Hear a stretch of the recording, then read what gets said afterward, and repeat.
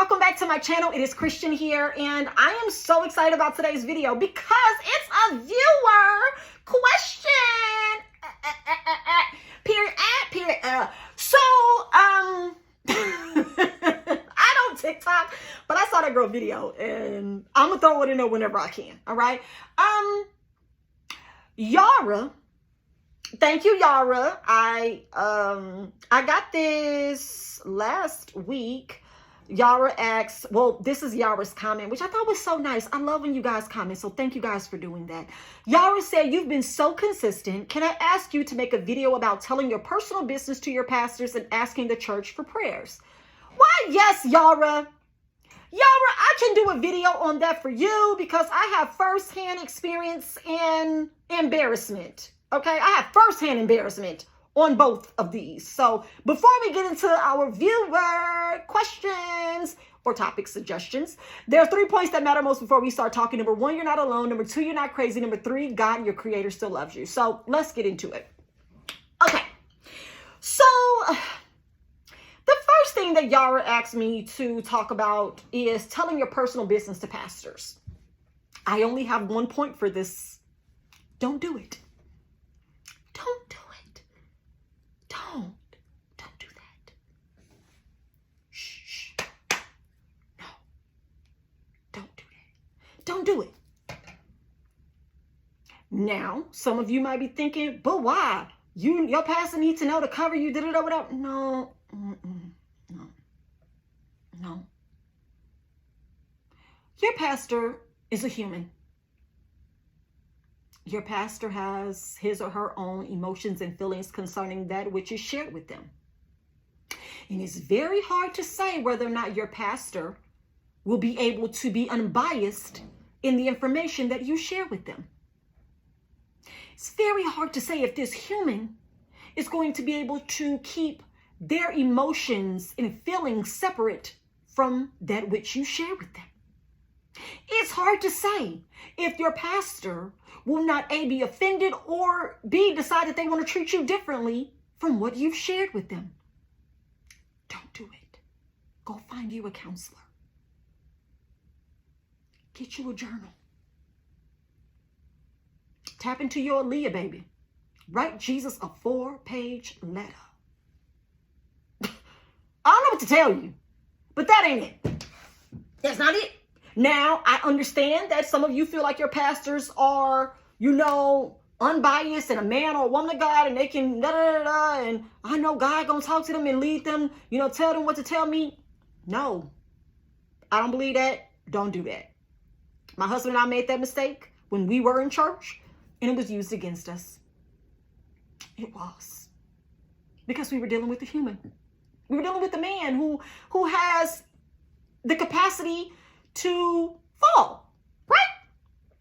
And that's at the simplest form of what it is to be a human, and not to hold another human on a pedestal that says that they're perfect and they're always going to get it right. When you share your personal business with the pastor, you're pretty much putting them in the position to be one of those little messages in a bottle, like where they just take all of your stuff, you dump, seal it up and lock it away. That's not what's going to happen. So at some point, your business is either going to become a topic of conversation amongst other people, whether they tell them that it's you or they just give it as an example while they're talking, or you're going to become a topic over the pulpit, which I have seen this happen several times, where people have confided in their pastor, their leadership, and then, what do you know? There's a sermon targeted towards that. It's trifling. It's really giving I wish would. Right? Don't do that to me. Don't do that, because pastors are human, and human error is real. And it's going to happen naturally, because when anything is said or spoken to you, it's easy to translate that or try to make it seem like God showed me that da-da-da is going on. And you wonder why you can't get this and do that and this because of this. And you be sitting in the audience like, but did I just tell you something like that? And now you saying it like it's a revelation? Because it's going to happen. It's going to happen. It's going to happen. Now, in my situation specifically, It was definitely based off of familial incidents, like things that happened and, transpired in my family that I shared with my pastor and his wife prior, to certain things happening between us. And then when things unraveled and didn't go well, and me and my husband decided to chunk up the deuces, shout out to Chris Brown, our pastor decided to use that against us to prove his case of why we left. He used what we share with them against us to other church members. Now, whether or not these church members believed him, I don't know to this day. And I just got to tell you, I don't give a damn. But doesn't mean that he didn't do it. He did. And this is what it looks like to not try to get your lick back. You don't try to defend yourself. Once your pastor does something like this, you realize that it's not really about you. It's a heart issue for them. Once you realize that you're not the one at fault, you didn't do anything wrong. It's something that you just have to let karma deal with.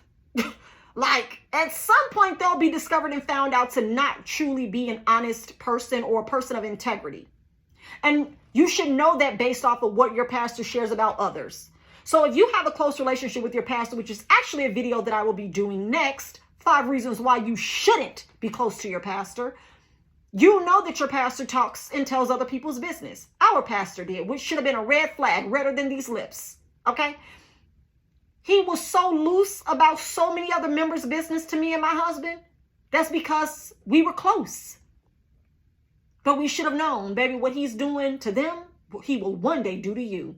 And indeed he did. Keep your business to yourself. Go get you a counselor. Call you a 1-800 hotline. Like I said, get you a journal. Record yourself on your phone. Do whatever you have to do. But as much as you possibly can, keep it to yourself. Because everybody doesn't feel the same way that you feel about you and your business. Okay? All right. Second question that Yara wanted me to address is, how do you know who's... Oh, no. That was a question. Asking the church for prayer. So this is common in most holiness churches where you get up and you testify and you say, pray my strength in the Lord, or you get up with a prayer request and, well, I want y'all to be touching and agreeing with me on this and that. And it's just so much that goes into that. The theory or the belief system that if 2 or 3 are gathered together, he'll be in the midst. And then when you got people touching and agreeing on something, the Lord's will be done concerning it. Baby, what I want to know is, how do you know who's praying for you and against you? How do you know that once you make people aware of what you want them to be praying for, that they're not praying that it doesn't turn in your favor? Let me tell you something. There is something to be said about collective energy and mass consciousness. Look it up. If you have multiple people putting energy towards an outcome, more than likely you're going to get the desired or undesired outcome based off of what the majority of the people focused on that situation is. So if I tell you, oh, be touching and agreeing with me on this, that this deal come through, that I get this contract with this company. Now, my energy is that I want it to happen. I'm excited. I'm looking forward to it. But I done went off and told 10 or 12 other people to be praying, touching, and agreeing with me. They don't want to see me get it. So my energy is now up against 10 or 11 other people's energy, 9 of which don't want me to have it, and maybe 1 other one that does. I've now put myself in a resistant, combative energy type of situation where there are people thinking about this in a mass conscious level, who is hoping it doesn't turn out for me. Who's hoping, man? I hope they don't call her back. She said she was waiting for that email. I hope they tell her that they can't. And subconsciously, they may not be praying this out loud, but they're feeling that. Oh, I don't want to see her with that. Like, oh my God, she always asking for something else. Don't do it. Don't do it. There's no way you can determine or tell whether or not someone else is actually praying for you. For the good, that is. Praying with an A for you or praying with an E on you. Now, y'all be out here thinking that y'all confusing the enemy under your feet by not speaking out loud what you're working on. Baby, y'all out here telling y'all everyday friends and family what you're doing in introducing resistant thought to the desired outcome. Play with me if you want to. You better learn how to let stuff stay in your heart and in your mind and enjoying the peace and aligning with the energy that allows it to come expeditiously rather than trying to rush through a miracle by gathering together 30 plus people on your behalf. Do you not think or believe that your prayers are good enough? That's how I feel now as an adult. Now that I think about all the times I've saw people in church, or I myself have even requested the prayers of the saints, right? Everybody I noticed over the years, everybody don't be coming back with a testimony about it happening. There's a few motherfuckers that did. Some of them weren't coming back saying, y'all know what I had y'all to pray for. It actually happened. It wasn't a lot of them. It wasn't a lot of them. I'm trying to see. It wasn't a lot of them. A lot of people didn't come back with their report. So my question has to be, did you not believe that your faith was enough together with your creator? Baby, I'm out here co-creating. Honey, I'm out here partnering. I'm partnered up with my creator. There are certain things that I desire and I want that I don't even take to my husband. Not because I don't believe he doesn't want them for me or for us, but because I know that I have what I need on the inside of me to help it come to pass. I know that if I don't introduce resistant thought or energy to it, I don't have to worry about whether or not he's worried if it's going to happen the way that I'm excited about it happening or not. Stop feeling like you need a gang of people on your side. Baby, your prayers are enough. Your desires are enough.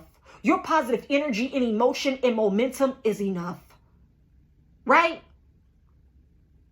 Your affirmations are enough. Your acceptance and approval is enough. I got another one for you.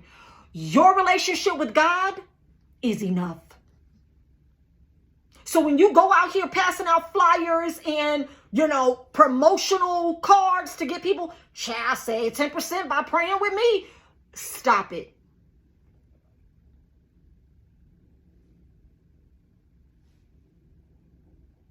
That's all I can say. Just stop it.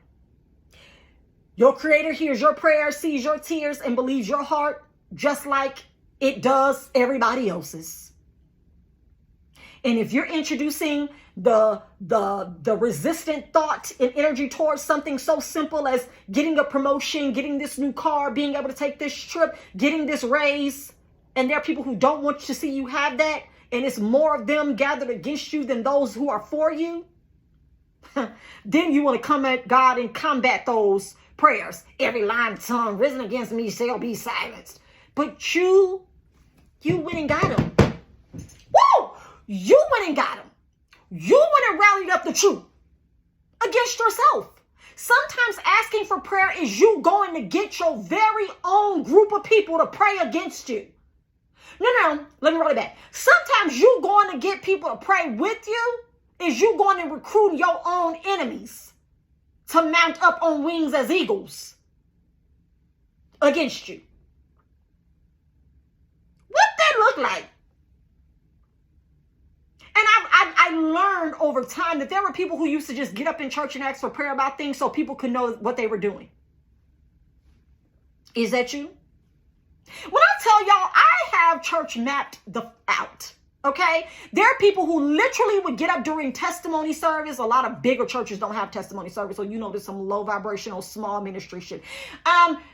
These small ministries have testimony service, and people would get up there and I want y'all to be touching and agreeing and praying with me. Me and my husband just saw this house, and we actually was just there before we came to Bible study tonight. Why are you giving us all these details again? Because they want you to know that they're trying to do something bigger, better, or greater than you. They don't even care if you're praying. They just want to flex on the faith. That's called a faith flex. Like what are we doing? So understand your prayers, your words, your thoughts get through just like theirs do, be it for your good or the undesired outcome. Stop gathering people up that you actually praying against. Like, what kind of energy can you really put into what you want when you're out here trying to cast down vain imagination and tongues of condemnation against you? That is split energy at its worst. That is confusion at its best. How the hell do you go get people to pray for you and then you end up having to pray against those people's prayers against you? Oh my God, it's confusing. I don't like it. 0 stars. So hopefully this has answered your questions, Yara. I know that often we want people to want for us what we want for ourselves, but I'm telling you right now that everybody doesn't want for you what you want for you. I'm sure you've heard this statement or I've seen this meme before, but God's calling on your life was not a conference call. It's some things you're going to have to go through or you're going to have to figure out. And when I say go through, I don't mean struggle. I just mean lessons in life. Lessons in love, lessons in growth and development, lessons in business, lessons in relationships, lessons in your career, lessons in your education, lessons as a parent, that you simply don't need to request other people's resistance, that you also have to fight through. And then you be somewhere wishing, I wish I had never mentioned that to her child. I wish I would have never asked her to pray for me, because it becomes too much energy for you to cut through. Before, you only had to deal with your own thoughts. Now you're dealing with what somebody else may want you to deal with. Don't put yourself through that. You deserve better. Okay? Keep it to yourself. Keep it in your heart. Or if you just have to share it or have to talk to somebody else. If you have a spouse and you can trust them, do that. If you have a parent that you can trust and you know they want nothing but the best for you, share it with them. If you can't do that, baby, find you an anonymous group on YouTube or Facebook or somewhere and tell you up in there. But other than that, keep it in the closet. Shh. Brought to you by Michael Jackson. All right, hopefully y'all have enjoyed this video. Hopefully I answered your questions, Yara. Y'all keep the questions coming. Keep the topics coming. I love to address and talk about the topics that mean something to you. And if you have a topic or a question you don't want to comment here on YouTube, go ahead and email me at my2centsmatters@gmail.com. That's my2centmatters@gmail.com. I'll see you guys in the next video. Oh, and don't forget to like the video and subscribe to the channel. I would love to add you to our 2 Cents crew. See you in the next one. Bye.